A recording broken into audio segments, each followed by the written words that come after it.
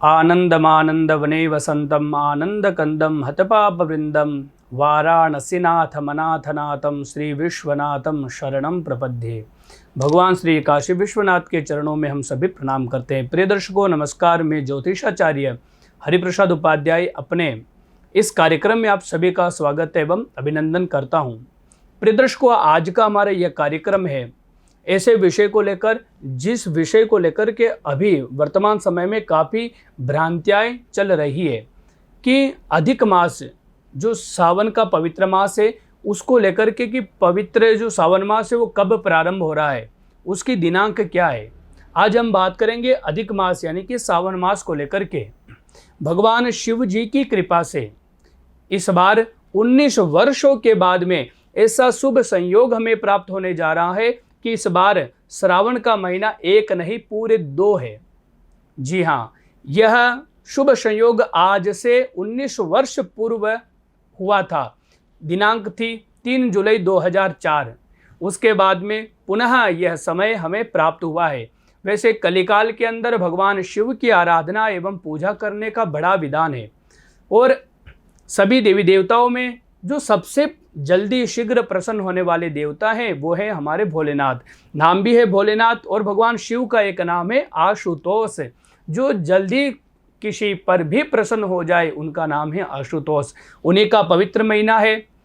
वैसे तो 30 दिन हमें पूजा का मिलता है, लेकिन इस बार भगवान शिव की कृपा से हमें 1 नहीं 15 नहीं 30 नहीं पूरे 58 दिन हमें प्राप्त होने वाले हैं भगवान शिव की कृपा से, जिसमें खूब आप लोग सभी भगवान शिव की पूजा करके भगवान शिव के कृपा पात्र आप बन पाए।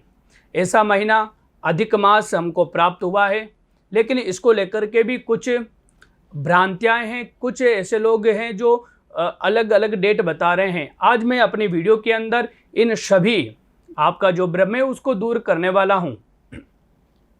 इस बार पवित्र श्रावण का महीना जो प्रारंभ हो रहा है उसकी दिनांक है 4 जुलाई 2023 से लेकर के 31 अगस्त 2023 तक यह महीना रहेगा। टोटल 58 दिन का श्रावण का महीना रहने वाला है, जो शिव आराधना के लिए बहुत अच्छा है। इसमें जो अधिक मास है 18 जुलाई से लेकर के 16 अगस्त तक का जो टाइम रहेगा यह पूरा अधिक मास का रहेगा। प्रिय दर्शकों, अधिक मास क्या है? अधिक मास का एक नाम है पुरुषोत्तम मास। पुरुषोत्तम कहते हैं भगवान विष्णु को और भगवान विष्णु का ही बनाया हुआ यह महीना है, इसलिए इसको पुरुषोत्तम मास कहते हैं। और पुरुषोत्तम मास के अंदर, क्योंकि पुरुषोत्तम मास का एक नाम है मलमास, इसको मलमास भी कहते हैं। इस महीने के अंदर कोई भी धार्मिक यानी कि मांगलिक कार्यक्रम नहीं होते हैं, अपितु धार्मिक अनुष्ठान आप कर सकते हैं। इस महीने में अगर आप भागवत कथा श्रवण करते हैं या फिर कोई भी तीर्थ का आप गमन करते हैं या गीता पाठ, भगवान विष्णु शालग्राम की पूजा करते हैं, तो भगवान विष्णु की कृपा से आपके ऊपर काफ़ी ज़्यादा भगवान का आशीर्वाद प्राप्त होगा। लेकिन जो करने योग्य कर्म है और नहीं करने वाले कर्म है वो दोनों मैं आपको बता देता हूँ। अधिक मास के अंदर विशेष रूप से 18 जुलाई से लेकर के 16 अगस्त तक भगवान की कथा का श्रवण करें, शिव महापुराण की कथा का श्रवण करें, भागवत कथा श्रवण करें, गीता पाठ, विष्णु सहस्त्रनाम इत्यादि का आप पाठ कर सकते हैं। लेकिन आपको नहीं करना है वह यह है, आपको एक तो गृह प्रवेश नहीं करना है, विवाह इत्यादि कर्म कुछ भी नहीं करना है, और विशेष रूप से आपको भूमि का दोहन, जैसे कोई बोरिंग करवाता है या कुआं खुदवाता है, ऐसे कर्म आपको बिल्कुल भी नहीं करना है। प्रिय दर्शकों, ऐसा पावन महीना अधिक मास का हमें प्राप्त हुआ है। सावन का 2 महीना है, इसमें एक तो पुरुषोत्तम मास है और एक सावन मास है। पुरुषोत्तम मास भगवान विष्णु का महीना होता है और सावन महीना जो होता है भगवान शिव का होता है। तो ये हरि और हर का मिलन हमको प्राप्त हुआ है। इन 2 महीनों के अंदर आप भगवान शिव की भी पूजा करें और भगवान विष्णु की भी पूजा करें। वैसे हरि और हर की पूजा करने वाला कभी भी दरिद्र और दुखी नहीं होता है। तो भगवान की बड़ी कृपा से 19 वर्षों के बाद में यह शुभ अवसर हमें प्राप्त होने जा रहा है। प्रिय दर्शकों, काफ़ी लोगों के प्रश्न होते हैं कि अधिक मास क्यों आता है और अधिक मास क्या है। अगर मैं धार्मिक मान्यताओं के आधार पर बात करूं तो धार्मिक पौराणिक कथाओं के आधार पर जब हिरण्यकश्यप को मारने के लिए भगवान नृसिंह ने अपना अवतार धारण किया तो उस वक्त जैसे ही भगवान नृसिंह मारने लगे तो हिरण्यकश्यपु ने कहा कि ब्रह्मा के दिए हुए मेरे पास कुछ वचन है जिसके कारण आप मुझे नहीं मार सकते। मुझे ब्रह्मा जी ने वचन दिया था कि ना मैं अस्त्र से मरूँ, ना शस्त्र से मरूँ, ना जमीन में मरूँ, ना आकाश में मरूँ, ना नर से मरूँ, ना नारायण से मरूँ, ना दिन में मरूँ, ना रात में मरूँ, ना ब्रह्मा जी के बनाए हुए 12 महीनों में मरूँ। तो उसी वक्त भगवान विष्णु ने कहा कि तुझे मारने के लिए ही मैंने यह अधिक महीना बनाया है, इसलिए मैं अब तुझे मारूंगा। तो ये तो रही पौराणिक कथा के आधार पर अधिक मास का जो महत्व है। लेकिन अगर हम ज्योतिषीय गणना के आधार पर वैज्ञानिक तौर पर अगर हम बात करें तो वैदिक कैलेंडर के अंदर 2 महीने होते हैं, सूर्य मास और चंद्र मास है। अधिक मास जो होता है वो चंद्र वर्ष का एक अतिरिक्त भाग होता है जो हर 32 महीने 16 दिन और 8 घंटे व्यतीत होने पर आता है।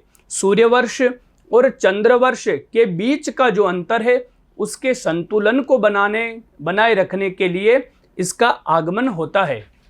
सूर्य वर्ष में जहाँ 365 दिन और 6 घंटे होते हैं तो वहीं पर चंद्र वर्ष 354 दिन का होता है।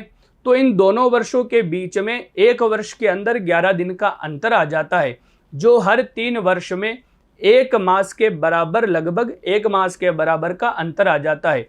तो इसी अंतर को दूर करने के लिए हर 3 साल के बाद में 1 महीना, 1 चंद्रमास अतिरिक्त आता है, इसे ही अधिक मास कहते हैं।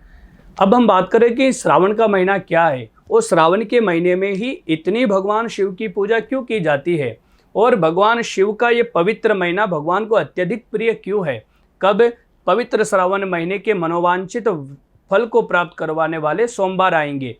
प्रिय दर्शकों, श्रावण के महीने में ऐसी मान्यता है कि जब देवता और असुर ने मिलकर के समुद्र मंथन किया तो वह महीना था पवित्र श्रावण का महीना। श्रावण के महीने में ही देवता और असुर ने मिलकर के समुद्र मंथन किया। जब समुद्र मंथन हुआ तो उसी वक्त समुद्र मंथन से हलाहल जहर उत्पन्न हुआ तो सभी देवी देवता असुर कांपने लगे, सभी डर गए। तो उसी वक्त भगवान शिव की स्तुति करी, भगवान शिव प्रसन्न होकर के प्रकट हुए। तो उस वक्त जो जहर था भगवान शिव ने उसका पान कर लिया और अपने कंठ में रोक लिया। तो उस वक्त भगवान का कंठ नीला पड़ गया, तो भगवान का एक नाम नीलकंठ हो गया। तो जहर के पान करने से भगवान शिव का जो शरीर था वो अत्यधिक गर्म होने लगा और भगवान शिव के शरीर से पसीना ही पसीना बहने लगा।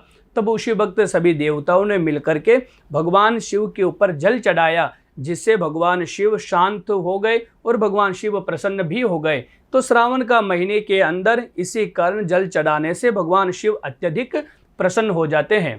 प्रिय दर्शकों, इस बार 1 नहीं, 2 नहीं, 4 नहीं, पूरे 8 सोमवार आपको प्राप्त होने वाले हैं भगवान शिव की पूजा के लिए। और ऐसा कहा जाता है कि जो सोमवार के दिन यानी कि श्रावण के सोमवार में जो कोई भी व्रत करता है, चाहे वो उत्तम पत्नी की प्राप्ति के लिए हो, चाहे उत्तम पति की प्राप्ति के लिए, चाहे आपके व्यापार की वृद्धि के लिए है या फिर आपके शारीरिक कष्ट दूर करने के लिए, अगर आप सोमवार के दिन शिव जी का व्रत एवं पूजा या रुद्राभिषेक करते हैं तो भगवान शिव की कृपा से अत्यधिक आपको उस सभी चीज़ों में लाभ प्राप्त होता है। आइए हम जान लेते हैं कि इस बार कौन कौन सी तारीख को सोमवार होने वाला है। पहला सोमवार रहेगा 10 जुलाई को, दूसरा सोमवार रहेगा 17 जुलाई को, तीसरा सोमवार रहेगा 24 जुलाई को और चौथा रहेगा 31 जुलाई को, पांचवा सोमवार रहेगा 7 अगस्त को और छठवा जो रहेगा सोमवार वो 14 अगस्त को, सातवां सोमवार रहेगा 21 अगस्त को और अंतिम जो सोमवार रहेगा सावन का वो रहेगा 28 अगस्त को। इन 8 सोमवार के दिन आप भगवान शिव का पूजा व्रत उपवास करके भगवान शिव की आप कृपा प्राप्त कर सकते हैं।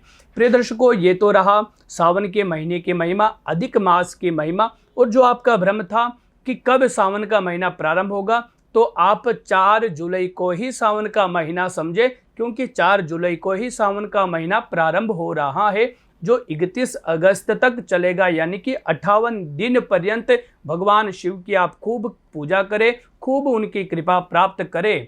प्रिय दर्शकों, डिस्क्रिप्शन के अंदर मैंने अपनी लिंक दे रखी है रुद्राभिषेक की। अगर आप सोमवार के दिन या नित्य भगवान शिव का रुद्राभिषेक करना चाहते हैं या फिर आप नित्य इन मंत्रों का श्रवण करते हैं पूरे महीने के अंदर, तो भगवान की कृपा से, क्योंकि भगवान का जो अत्यधिक जो प्रिय पाठ होता है, जो भगवान शिव को अतिशीघ्र प्रसन्न कर देता है, वो होता है रुद्राभिषेक यानी कि रुद्रपाठ। डिस्क्रिप्शन में मैंने संपूर्ण विधि के साथ पूरा रुद्राभिषेक दे रखा है, लिंक दे रखी है, आप उनको